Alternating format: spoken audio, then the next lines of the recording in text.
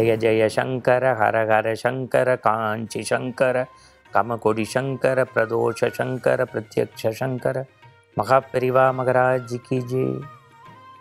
ஆன்மீக அன்பர்களே, தரிசனம் டிஜிட்டல் அன்பர்களே, உங்கள் அனைவருக்கும் பெரியவரை நினைத்து உங்கள் திருவடிகளை சேவிக்கின்றேன்.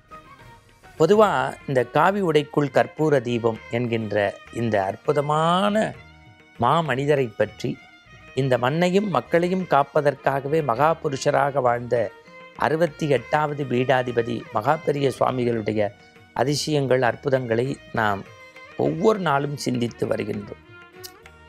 பொதுவாக பெரியவர்கிட்ட ஒரு பெரிய சிறப்பு என்னென்னா, பெரிய ஞான சூரியன் அவர், ஞானத்தின் வித்து. ஒரு முறை ஒருத்தரை பார்த்து அவர் எண்ணத்தில் பதிவு செய்துட்டார்னா, அவருடைய குலம், கோத்திரம், அவருடைய முன்னோர்கள், அவருடைய செயல்பாடுகளை எல்லாம் மடை திறந்த வெள்ளம் மாறி சொல்லக்கூடிய ஆற்றலும் நினைவு சக்தியும் இந்த மகானுக்கு உண்டு. உங்களுக்கெல்லாம் தெரியும், ஒரு 80 ஆண்டு காலம் நடந்து தேய்ந்த பாதம், 100 ஆண்டு காலம் இந்த மண்ணுலகில் வாழ்ந்த மகாபுருஷர். வேம்பத்தூர் அப்படிங்கிற இடத்துல மகாபெரிய சுவாமிகள் முகாமிட்டிருக்கார். நண்பகல் வேலை தாண்டிருச்சு. பொதுவாக காலையிலேயே அனுஷ்டானங்கள் பண்ணுவார், அப்புறம் சந்திரமௌலீஸ்வரர் பூஜை, அப்புறம் தீர்த்த பிரசாதம், அதுக்கப்புறம் அன்னம்பாளிப்பு போயிடுவார். ஆனால் இந்த வேப்பத்தூர் முகாமில் நண்பகல் ஆகியும் நீராட செய்யலை, அனுஷ்டானங்கள் பண்ணலை, சந்திரமௌலீஸ்வரர் பூஜை இல்லை, அன்னம்பாளிக்கலை, யாரோடையும் பேசலை, மௌன விரதம். மடத்தினுடைய மேலாளர் லக்ஷ்மண ஐயர் கையை போட்டு பசஞ்சுக்கிறார்.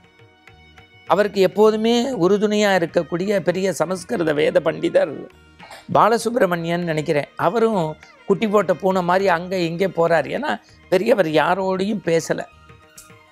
திடீர்னு ஒரு 11 மணிக்கு மேலே 2 பேரையும் கூப்பிட்டார்.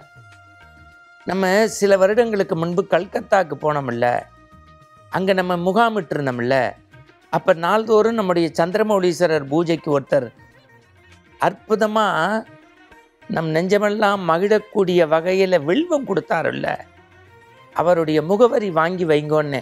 ஏன்னா தினசரி வந்து வில்வம் கொடுத்து நம்மளை சேவிச்சுட்டு நமஸ்காரம் பண்ணிட்டு நம்மள்கிட்ட பிரசாதம் வாங்கின்னு போவார். அவர் அட்ரஸ் வாங்கி வைக்க சொன்னேனே இருக்கா பெரியவா? அந்த கல்கத்தா முகாமில் வில்வம் கொடுத்தவருடைய அட்ரஸ் தானே இருக்குது அப்படின்னார். பக்கத்தில் போஸ்ட் ஆஃபீஸ் இப்போ திறந்துருக்குமோ? திறந்துருக்கும் பெரியவா. இந்த அட்ரஸுக்கு போய் 350 ரூபா மணி ஆர்டர் பண்ணிட்டு வந்துருங்கோ. நான் 65லேருந்து 70க்குள்ளே நடந்த சம்பவத்தை சொல்கிறேன். 350 ரூபா மணி ஆர்டர் பண்ணிட்டு வந்துருங்க. ஏன் எதுக்குன்னு யாருமே கேட்கல. பெரியவா சொன்னால் போய் மணி ஆர்டர் பண்ணிட்டார். திருப்பி வந்தார். மத்தியானம் ஒரு 2-2:30 இருக்கும். பெரியவா அப்படி வானத்தை பார்த்துட்டு, இப்போ அந்த பணம் போய் சேர்ந்துருக்குமா? போய் சேர்ந்துருக்கும் பெரியவா. இப்போ குளித்து நித்திய அனுஷ்டானங்கள் எல்லாம் பண்ணி அன்றைக்கி சாப்பிடலை. ராத்திரி உறங்க போகிறதுக்கு முன்னாடி இந்த மடத்து மேலாளர் லக்ஷ்மண ஐயர் கேட்டார், இந்த 350 ரூபா ஏன் அமிச்சோம் அந்த முகவரிக்குன்னு தெரிஞ்சுக்கலாமா பெரியவா? 10 நாள் பொறு, 10 நாள் பொறு அப்படின்ட்டு உள்ளே போயிட்டார். நீங்கள் நம்ப மாட்டீங்க, கரெக்டாக 11ஆவது நாள் ஸ்ரீமடத்துக்கு ஒரு கடுதாசி வருது, ஒரு போஸ்ட் கார்டு. பெரியவாவுக்கு அனந்த கோடி நமஸ்காரம். சில ஆண்டுகளுக்கு முன்பு நீங்கள் கல்கத்தாவில் முகாமிட்டிருந்த போது என்னுடைய தந்தை நாள்தோறும் குளித்து தன்னுடைய பூக்கூடையில் வில்வத்தை எடுத்து வந்து உங்கள் சந்திரமௌலீஸ்வரர் பூஜைக்கு கொடுத்தார். நீங்கள் அவரை மெய்சிலிருக்க பல நாள் பாராட்டி தினசரி அருள் பிரசாதத்தை வழங்கி வந்தீர்கள். இன்று அதிகாலை அவர் குளக்கரையை கடக்கின்ற போது இருதய நோய் ஆற்பட்டு இறந்து விட்டார். அவருடைய அந்திம காரியங்களுக்கு கையில் காசு இல்லாமல் பெற்ற பிள்ளை நான் தவித்து கொண்டிருந்தேன். சில மணி நேரத்தில் 350 தந்தி மணி ஆர்டர் வந்தது. அவருடைய அந்திம காரியங்கள் அனைத்தையும் நிறைவு செய்து விட்டேன்.